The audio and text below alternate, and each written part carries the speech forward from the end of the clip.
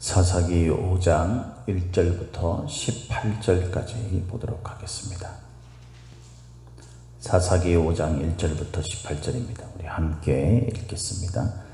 이날에 드보라와 아비노암의 아들 바락이 노래하여 이르되 이스라엘의 영솔자들이 영솔하였고 백성이 즐거이 헌신하였으니 여호와를 찬송하라. 너희 왕들아 들으라. 통치자들아 귀를 기울이라. 나 곧 내가 여호와를 노래할 것이요 이스라엘의 하나님 여호와를 찬송하리로다. 여호와여 주께서 세일에서부터 나오시고 에돔들에서부터 진행하실 때에 땅이 진동하고 하늘이 물을 내리고 구름도 물을 내렸나이다. 산들이 여호와 앞에서 진동하니 저 시내산도 이스라엘의 하나님 여호와 앞에서 진동하였도다. 아나세 아들 삼갈의 날에 또는 야엘의 날에는 대로가 비었고 길의 행인들은 오솔길로 다녔도다. 이스라엘엔 마을 사람들이 그쳤으니 나 드보라가 일어나 이스라엘의 어머니가 되기까지 그쳤도다. 무리가 새 신들을 택하였으므로 그때의 전쟁이 성문에 이르렀으나 이스라엘의 4만 명 중에 방패와 창이 보였던가. 내 마음이 이스라엘의 방백을 사모함은 그들이 백성 중에서 즐거이 헌신하였음이니 이스라엘을 찬송하라. 흰 나귀를 탄 자들, 양탄자에 앉은 자들, 길에 행하는 자들아 전파할지어다. 활 쏘는 자들의 소리로부터 멀리 떨어진 물 깃는 곳에서도 여호와의 공의로우신 일을 전하라. 이스라엘에서 마을 사람들을 위한 의로우신 일을 노래하라. 그때의 여호와의 백성이 성문에 내려갔도다. 깰지어다 깰지어다 드보라여 깰지어다 너는 노래할지어다. 일어날지어다 바락이여 아비노암의 아들이여 네가 사로잡은 자를 끌고 갈지어다. 그때 남은 귀인과 백성이 내려왔고 여호와께서 나를 위하여 용사를 치시려고 내려오셨도다. 에브라임에게서 나온 자들은 아말렉의 뿌리 박힌 자들이요 베냐민은 백성들 중에서 너를 따르는 자들이요 마길에게서는 명령하는 자들이 내려왔고 스불론에게서는 대장군의 지팡이를 잡은 자들이 내려왔도다. 이사갈의 방백들이 드보라와 함께하니 이사갈과 같이 바락도 그의 뒤를 따라 골짜기로 달려 내려가니 루벤 시냇가에서 큰 결심이 있었도다. 네가 양의 우리 가운데에 앉아서 목자의 피리 부는 소리를 들으면 어찌 됨이냐. 루벤 시냇가에서 큰 결심이 있었도다. 길라앗은 요단강 저쪽에 거주하며 다는 배에 머무름이 어찌 됨이냐. 아셀은 해변에 앉으며 자기 항만에 거주하도다. 스불론은 죽음을 무릅쓰고 목숨을 아끼지 아니한 백성이요 납달리도 들의 높은 곳에서 그러하도다. 아멘. 오늘도 저와 여러분에게 하나님의 함께 하시는 충만하신 은혜가 임하기를 예수님의 이름으로 축복합니다. 오늘 우리가 읽은 이 본문 말씀을 가지고 공동체 승리의 조건이라는 제목으로 함께 말씀을 나누도록 하겠습니다. 우리 이 5장은 이제 그 4장에서 일어난 그 드보라 사사, 그와 또 그의 동력자였던 바락, 이 둘이 그 압제를 하고 있는 그런 그 야빈 왕, 그 야빈 왕의 무리들 철병거가 900대나 되는 그런 그 무리들을 이제 하나님의 은혜, 하나님의 능력으로 그렇게 물리치죠. 그리고 결국 그의 군대 장관이었던 시스라가 야일이라는 여인에 의해서 죽게 되지 않습니까? 이 전쟁의 승리에 대한 부분들을 이제 노래하는 장면입니다. 그러니까 이 노래 장면, 찬양 노래의 내용이라고 보면 됩니다. 우리가 읽은 이 말씀에서 이제 전쟁의 승리를 하게 된 이스라엘에 대해서 어떻게 우리가 바라보게 되고 또 이것이 오늘날의 저와 여러분들에게 어떤 신앙의 승리를 가져오게 할 수 있는가, 그것을 좀 우리가 묵상해 보는 시간이 되었으면 좋겠습니다. 우리가 앞서 이야기한 것처럼 오늘 전쟁의 승리는 공동체의 승리를 말하는 거죠. 이스라엘이라는 공동체가 이 야빈 왕이 이끄는 철병거 900대가 있는 이 무리들을 쳐서 없애는 그런 이기는 전쟁에 승리하는 그런 거예요. 그러니까 개인의 승리도 여기에서 우리가 좀 의미를 되새기고 또 생각해 볼 수 있지만, 특별히 오늘 이 본문 말씀은 이스라엘이라는 공동체, 다시 말해서 저와 여러분들이 신앙을 가지고서 함께 신앙생활하는 신앙 공동체의 승리를 말하는 것. 뭐 그것이 가정이 될 수도 있겠고, 또 교회가 될 수도 있겠고, 또는 나아가서 이 세상 인류 그 공동체, 그것을 의미할 수도 있겠죠. 그래서 공동체가 승리하기 위해서 어떤 조건들이 필요한가? 이스라엘이라는 신앙 공동체는 어떻게 철병과 900대나 되는 이 무리들을 어떻게 이길 수 있었는가? 그것을 우리가 좀 생각을 해보자라는 겁니다. 첫 번째는 지도자와 그리고 그를 따르는 그런 백성들 사이에, 백성들 사이에서 아주 그 원활한, 그런 밀접하고 원활하고 한마음 한뜻이 된 그런 움직임이 있었다라는 것이죠. 2절에 보니까 이렇게 이야기합니다. 이스라엘의 영솔자들이 영솔하였고 백성이 즐거이 헌신하였으니 여호와를 찬송하라. 그러니까 이스라엘이라는 공동체 속에 리더가 있지 않습니까? 지금 그 리더들은 바로 드보라, 바락 이런 사람들을 말하는 거죠. 그들이 이제 영솔했다, 인도했다라는 거죠. 특별히 이제 그 어떤 하나님의 은혜를 받아서 그 하나님의 사인에 따르는 인도를 말하는 겁니다. 그렇죠?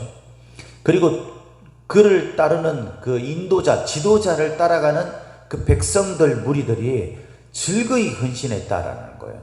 그러니까 하나님의 뜻에 따르는 것을 가지고, 그러니까 하나님 앞에서 잘 분별된 하나님의 지시와 명령에 따르는 지도자가 그에 따라서 인도를 하고, 그리고 거기에 있는 구성원들이 그 지도자의 말에 함께 즐거이 기꺼이 헌신하는 모습이 있을 때 이 공동체는 승리할 수밖에 없는 거죠.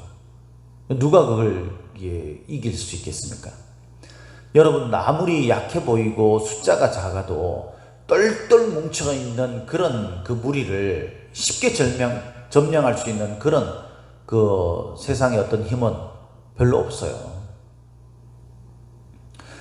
우리가 잘 안 되는 부분들이 있고 좀 어려운 부분들을 겪을 때 그때 우리가 말하는 게 있잖아요. 왜 우리가 참 이렇게 형편없이 지금 참 엉망이다.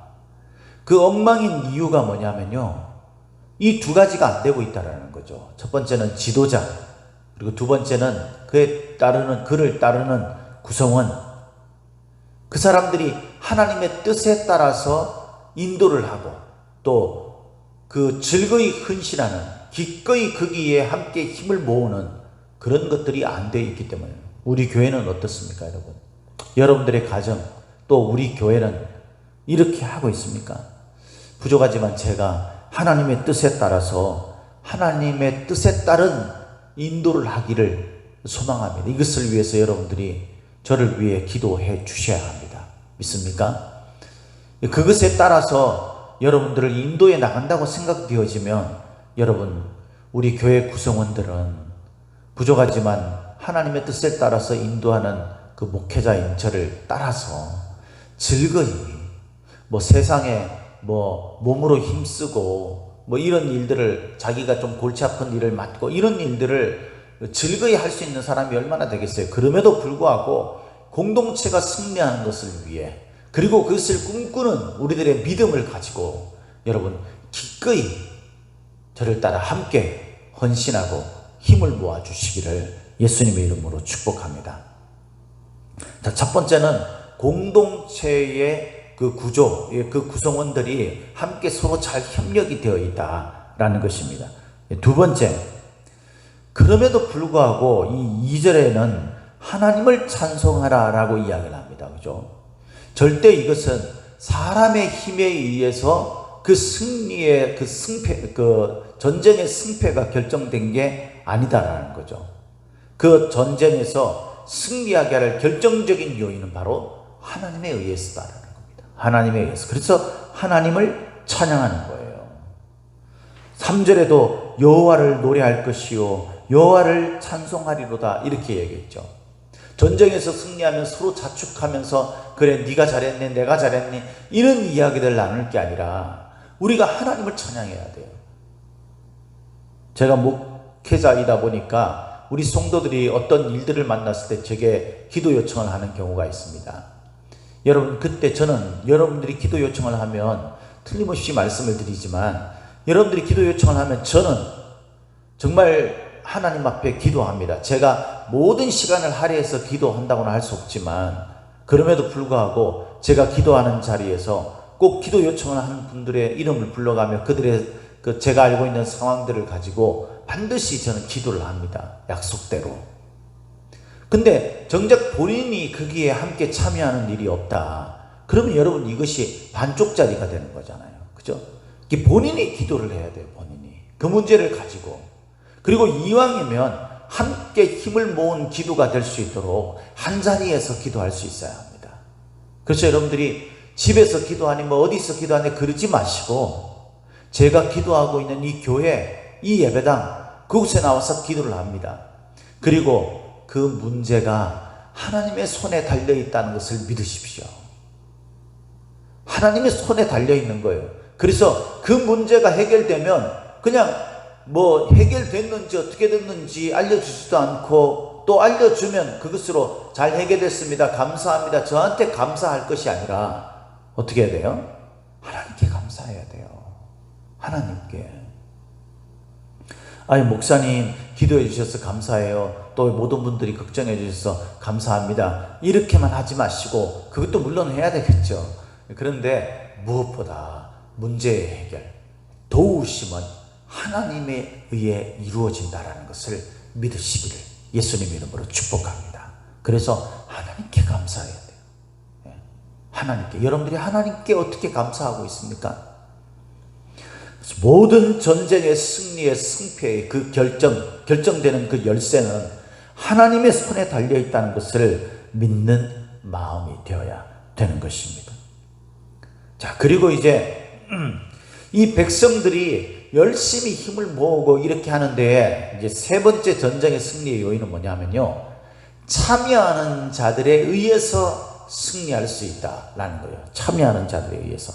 오늘 본문에 보면 이제 이 지도자가 영소를 하고, 그 다음에 거기에 있는 구성원들이 함께 즐거이 기꺼이 헌신하는 것들을 가지고 이들이 함께 하나님이 이 모든 일을 하신다라는 그 믿음으로 하나가 될 때, 그래서 하나님 앞에 찬양하고 하나님을 참되게 의지할 때, 그때 지금 이스라엘 백성들의 그 모습이 얼마나 황폐해 있습니까? 그 뒤에 보면은 그렇게 돼 있어요. 이제 그 4절 5절 이어서 보면 과거에 하나님이 약속하시고 또 임재하시고 과거의 흔적을 볼 수 있는 그런 지명들이 부분적으로 나옵니다. 그죠? 이게 지명들이 다가 아니지만 매우 극소수이지만 뭐 세일이 나오고 에돔들로부터 나오고 그 다음에 시내산 이런 것들이 나오고, 이 모든 자리에서 하나님이 지금까지 역사해 오셨다는 거예요. 그래서 구름이 그 물을 내리고 그게 비가 오게 하고 뭐 이런 역사들을 지금까지 하나님이 하셨어요. 그것을 이야기하고, 그 다음에 이제 6절 이후부터 보면은 이제 사람들이, 이런 용사들이 일어나게 되고 전쟁이 승리하기 직전에 어떤 모습이었냐면요, 오솔길로 다니고 불안과 두려움에 있게 되는 거죠. 그래서 이들이 하나님 앞에서 군대를 모아가지고 뭔가 싸워보려고 그렇게 하고는 있지만, 8절에 보면 무리가 새 신들을 택하였으므로 라는 그 원인을 분명히 이야기합니다. 하나님을 향한 믿음도 없어진, 다시 말해서 이방신을 섬기고 있는 이 이스라엘 백성들에게 군대가 4만 명이면 무슨 의미가 있겠느냐 이 말이에요. 거기 보니까 4만 명 중에 방패와 창이 보였냐? 그게 하나라도 보였냐? 그 말입니다. 여러분, 이런 철저한 믿음의 관계, 그리고 그 구성원들이 함께 협력하는 모습, 하나님께서 이 모든 것들을 해결해 주신다는 분명한 믿음이 있어야 되는데, 지금 이스라엘 백성들은 지금까지 하나님께서 그런 역사를 보여주셨음에도 불구하고 지금 어려운 이 상황을 맞이했을 때 그들의 형편이 어땠냐? 신앙 가운데 있지도 않았고, 그리고 그들이 두려워 덜덜 떨면서 숨어서 지낼 정도로 그렇게 나약한 상태 속에 그들의 창과 방패는 보이지 않는 상황 속에 있었다라는 겁니다. 그런데 이런 상황 속에 있는 이스라엘 백성들이 또다시 1절에서 이야기하는 것처럼 이 9절에서 이야기합니다. 이런 형편없는 상황 속에 있는 이스라엘 백성들이 그럼에도 불구하고 전쟁에 승리할 수 있었던 비결은 9절에 보니까 내 마음이 이스라엘의 방백을 사모하면 그들이 백성 중에서 즐거이 헌신하였으니 여호와를 찬송하라. 방백을 사모함이라고 그러죠. 여호와의 백성 이스라엘 백성을 사모함이라고 말하지 않았어요. 여기서 방백들이라는 것은 주도적인 역할을 했던 사람들이에요. 이게 키포인트예요. 오늘 본문 말씀에서 말하는, 본문에서 말하는 첫 번째가 뭐냐면요, 이 지도자와 구성원들이 함께 협력해서 이 문제를 극복했다라는 이 협력의 관계, 함께 모두가 동참하는 이것을 첫 번째로 이야기를 하고, 두 번째는 하나님을 찬양해야 된다. 하나님께서 이 모든 것들을 궁극적으로 승리하게 하는 열쇠가 된다라는 것을 두 번째 이야기하면서, 세 번째는 뭐냐면요, 이 전쟁에 어떤 사람은 참여하고 어떤 사람은 참여하지 못했다라는 것을 말하고 있는 거예요. 그래서 전쟁에 참여해서 승리를 이끌었던 이 방백들을 이 드보라가 바락이 그들을 칭찬해주고 그들에게 이 전공을 돌리고 싶다, 이 말입니다. 백성 중에서 그들이 헌신했다라는 거예요. 그러면서 이들에 대해서 이렇게 말합니다. 흰 나귀를 탄 자들, 양 탄 자에 앉은 자들, 길에 행하는 자들아 전파할지어다. 이건 뭐냐면 모든 사람들의 그 빈부의 격차 이런 것들이 중요하지 않다라는 거죠. 흰 나귀 탄 자들이라는 것은 이제 지도자들을 말하는 거죠.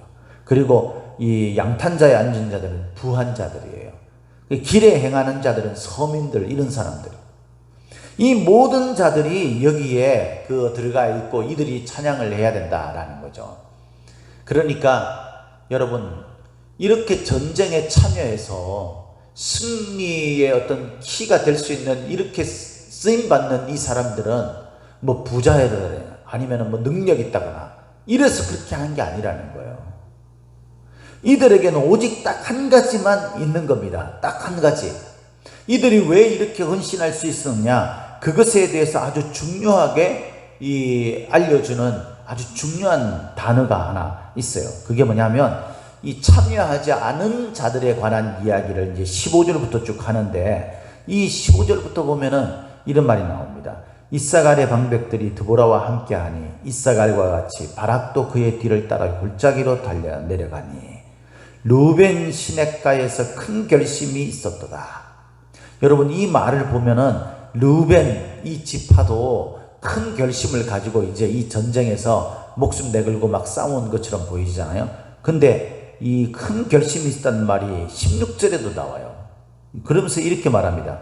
네가 양의 우리 가운데에 앉아서 목자의 피를 부는 소리를 들으면 어찌 됨이냐.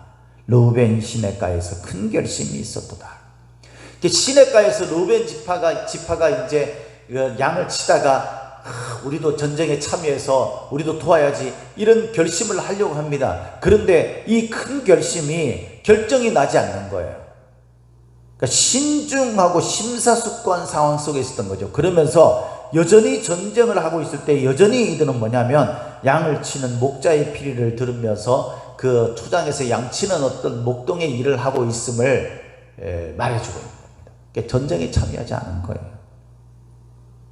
전쟁에 참여하지 않은 이들은 이들뿐만 아닙니다. 17절에 보면 길르앗은 요단강 저쪽에 거주하며 길르앗과 다한은 배에 머무름이 어찌 됨이냐. 다한도 참여하지 않았어요. 아셀도 참여하지 않았습니다. 이런 사람들은 이런 지파들, 이런 무리들은 참여하지 않았어요. 전쟁에 참여한 사람들이 있는 반면에 참여하지 않은 사람들이 있다는 거죠. 이거는 이스라엘 공동체의 의미에서 보면 굉장히 중요한 의미입니다. 심지어는 18절에 보면 스불론은 죽음을 무릅쓰고 목숨을 아끼지 아니한 백성이요 납달리도 들의 높은 곳에서 그러했다 그랬어요. 그러니까 스불론과 납달리 지파는요 전사한 거예요. 전사. 죽음을 내놓은 거예요. 여러분 참 우습지 않습니까? 여러분, 우리가 속해 있는 공동체 속에서 내가 열심히 어떤 것을 하고 있을 때에 여러분, 우리 공동체를 바라보는 내 관점을 한번 생각해 보십시오. 나는 열심히 하고 있어요. 근데 누군가는 꾀부립니다. 네. 누군가는 보니까 사람들 눈 피해가지고 그렇게 쉬고 있어요. 안 하고 있어요. 참여 안 하고 있어요. 대놓고 참여 안 하고 있어요. 그럴 때 여러분, 내가 땀 흘리고 수고하면서 기껏 읽어놓은 그 속에 그들이 함께 그 혜택을 누리고 있다 생각하면 여러분 열받지 않아요? 그렇지 않습니까, 여러분? 우리가 그리스도의 마음으로 함께 내가 입서 읽어놓은 이 자리에 참여하지 않은 자들도 그 혜택을 누릴 수 있는 그런 마음들을 가지고 우리가 품어야 되죠, 당연히. 그럼에도 불구하고 여러분, 내가 그 힘든 일을 감내하면서 그런 일들을 감당하고 있는 상황 속에서 뺀질거리면서 참여하지 않고 이런 공동체 인원을 바라보면 속상하죠. 그러면서 마음에 회의감이 들지 않습니까, 여러분? 내가 굳이 이런 일을 내가 해야 되나? 저 사람은 저렇게 아무것도 안 하고 있는데도 그냥 편하게 있는 것 같은데, 그런 마음이 들 때가 있지 않습니까? 내가 굳이 이 고생을 왜 하는 거야? 내가 집에서도 내가 이 일을 안 하는데 내가 왜 교회까지 와서 이 일을 해야 돼? 이런 생각이 확 일어날 때가 있죠. 그런 사람들이 많아지면 많아질수록 그 공동체는 아무것도 할 수 없는 겁니다. 그 공동체를 죽이자는 거예요, 그냥.